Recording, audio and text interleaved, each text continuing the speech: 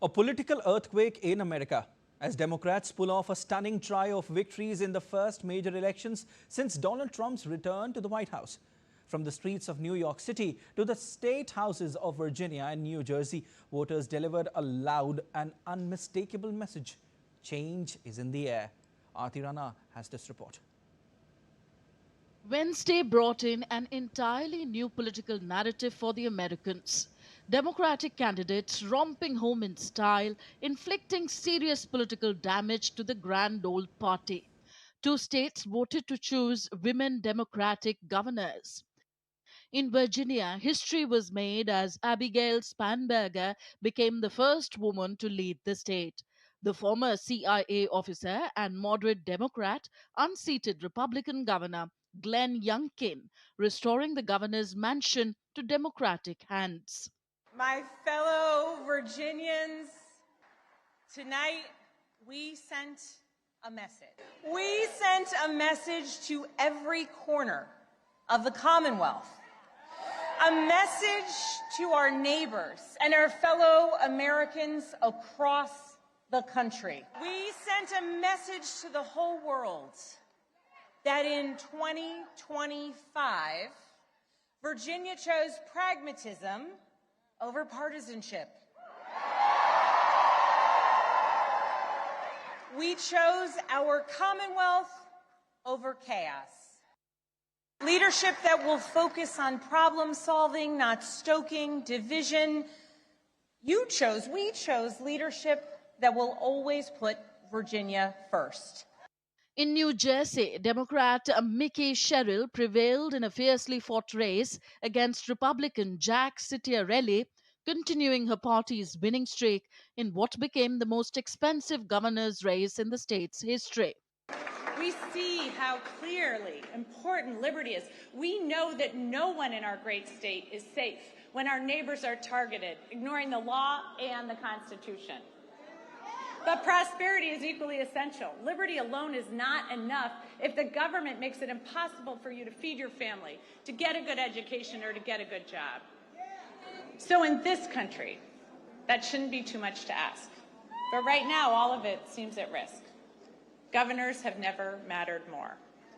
But perhaps no election caught the fancy of the US and the world other than that of mayoral fight for the New York City. 34-year-old Democratic Socialist Dwight Mamdani has been elected mayor of the New York City, defeating political heavyweight Andrew Cuomo and defying fierce attacks from conservatives and even President Trump himself. Trump has labeled Mamdani a communist and vowed to cut funding for the city in response to his ascension. Adding to the misery of the grand old party was the decisive mandate given by the California voters to redraw its electoral districts.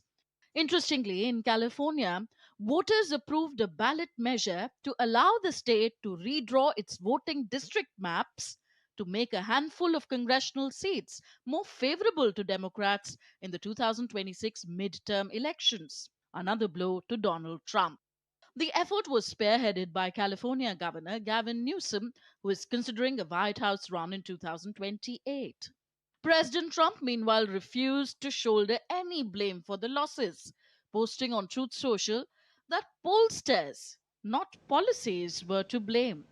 The sweep gives Democrats a powerful boost heading into next year's high-stakes midterm elections, where control of the Congress will once again hang in balance. With Aarti Rana, Tanvi Taneja for DD India. And DD India's Akshay Dongre joins us live. Hi, Akshay. What does this victory mean for the entire country as a whole, Akshay, and separately for Democrats and Republicans? Well, there is a wind of change in the United States and the politics that has been going on for at least 1 year. Ever since Donald Trump has been elected as the for the second term, we have seen the kind of unilateral policies that have been pushed down the people, from immigration laws to deployment of national guards to different states, to the policies on H-1B visa, immigrant policies, to even tariffs that have been implemented at the whims and fancies of a few people there at the top in the government, including US President Donald Trump. For example, the advertisement that was being run in Canada attracted 10% additional tariffs just because Donald Trump did not like it, because he thought that the message that is being given through an advertisement in Canada was not pro his government, and it was anti-Trump administration. So he just slapped a 10% tariff. That is just one example. You know, there are several such examples from Canada to India, where 50% tariffs were implemented on Indian imports just because Trump accused India of buying Russian oil. Despite the fact that China is the biggest buyer importer of that same oil, but a lesser tariff was implemented. So all of these policies that were done not at logic, not at the basis of diplomacy, but at the basis of choice and perception of one man, were really putting a question mark on the leadership of the US government, especially under the Republican Party. And that is why what we are seeing is a wind of change now. 3 Democrat victories in a single day, and that is going to be a big setback for the upcoming midterm election that will be taking place in 2026. The perception of the public, the perception of the Trump administration is extremely changing in an extremely rapid pace. Really it seems like a good time for the Republican Party to set its priorities right, to look and introspect that where have they been going wrong, that within 9 to 10 months there is such a rapid change that from choosing a Republican president to losing 3 consecutive elections, especially in Virginia, that is considered a red state. There has to be an introspection at the top level. Definitely, Akshay. Trouble mounts for Donald Trump indeed. But how do you assess this win for the Democrats, if I say, and like you just mentioned, that it's a change of wind. People's mindset, their choices are also changing. How do you assess that? Well, the kind of identity politics that had started in the US, the kind of white nationalist, supremacist ideologies that were going around and not being challenged by the government, really cornered a lot of people, who were liberals, who did not want identity politics to take place in a country like the US that calls itself the oldest democracy in the world, that was targeting people on the basis of their color of their skin, or basis of their race, religion, and on the status of their immigration to the US. So all of these things combined have really helped the Democrat Party gather a lot of momentum, gather a lot of support from the common American people, and even it's not just the societal issues, it's also the economical issues, such as rising cost of basic things that is increasing because of the kind of tariffs that have been put in place. All of these things combined have really given a push to the dwindling support base of Democrat Party, and it seems like there is a point of revival, but they have to continue on this momentum if they want to bring a change in the midterm election that is going to be their ticket to the House of Representatives. Definitely. Akshay, the central theme of campaigning in these elections was affordability, something the Americans always wanted. Now, what is your take, when it comes to tough times for Donald Trump and Republicans as well?